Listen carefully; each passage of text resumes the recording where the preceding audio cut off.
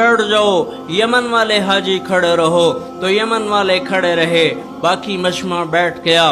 फिर आपने कहा सारे यमन वाले बैठ जाओ, बनु आमिर का कबीला खड़ा रहे, तो बनु आमिर का कबीला खड़ा रहा, बाकी मजमा बैठ गया। फिर आपने कहा सारा बनु आमिर भी बैठ जाओ, सिर्फ करनी खड़े रहो, सिर्फ करनी खड़े रहो, तो एक आदमी खड़ा रहा, बाकी सारा मजमा बैठ गया। भाई तू करनी है? जी मैं करनी हूँ। तू ओवैस को जानता है? जी जानता हूँ, मेरा सगा भतीजा है, मेरे भाई का बेटा है, पर आप क्यों पूछ रहे हैं? वो तो बड़ा बेवकूफ सा इंसान है। तो हजरत उमर रोने लगे, कि बेवकूफ वो नहीं तू है, मुझे पता ही नहीं वो क्या है, ये बता कि वो हज पे आया है? जी आया है। इस वक्त कहाँ है? काजी अरफात के मैदान में ऊँटनियाँ चराने गया है। तो आपने हजरत अली को साथ लिया और अरफात में पहुँचे, तो देखा ओवैस करनी एक दरख्त के नीचे नमाज पढ़ रहे थे और ऊँट उनके दाएं बाएं चल रहे थे। इन्होंने इंतजार किया, उन्होंने नमाज मुख्तसर की, सलाम फेरा।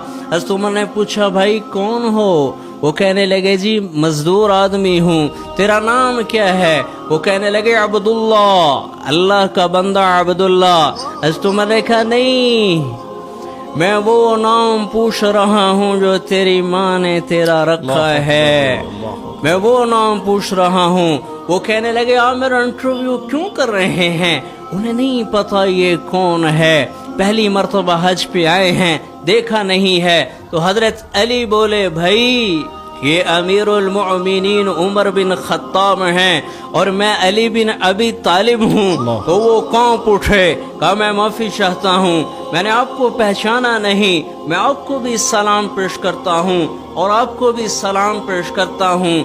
मेरी माँ ने मेरा नाम ओवैस रखा है, मेरी माँ ने मेरा नाम ओवैस रखा है। तो हजरत उमर ने कहा जरा कमर से कपड़ा तो हटा। कपड़ा हटाया तो सफ़ेद निशान। तो हजरत उमर ने कहा हाथ उठाओ और हमारे लिए दुआ कर। तो ओवैस करनी की चीख निकल गई कि मैं तो आपके कदमों की खाक भी नहीं हूँ, मैं आपके लिए कैसे दुआ करूँ? हाँ करनी पड़ेगी, करनी पड़ेगी। हमारे नबी ने हमसे कहा था कि तेरी माँ की खिदमत ने तुझे वहाँ पे पहुँचा दिया है कि जब तू हाथ उठाता है अल्लाह लब्बैक कह के आ जाता है। सिर्फ नमाज रोजे का नाम इस्लाम नहीं है, और भी दुख है ज़माने में मोहब्बत के सिवा, राहत और भी है असल के राहत के सिवा।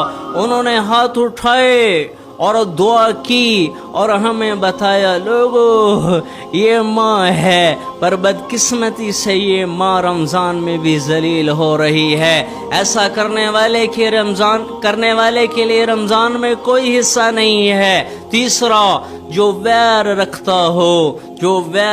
हो रमज़ान की बरकतों में उसके लिए कोई हिस्सा नहीं। चौथा आदमी जो आपस में तोड़ पैदा करे, रिश्तेदारों में तोड़ पैदा करे, उसके लिए रमज़ान की रहमतों में कोई हिस्सा नहीं। और मैं हाथ जोड़ के कहता हूँ, मैं झोली फैला के कहता हूँ, अल्लाह ना करे कोई ऐसा हो और है जो मेरी बात सुन रहा है, अल्लाह के वास्ते तौबा कर लो, आज ही तुम्हारे लिए रहमत के दर खुल जाएं।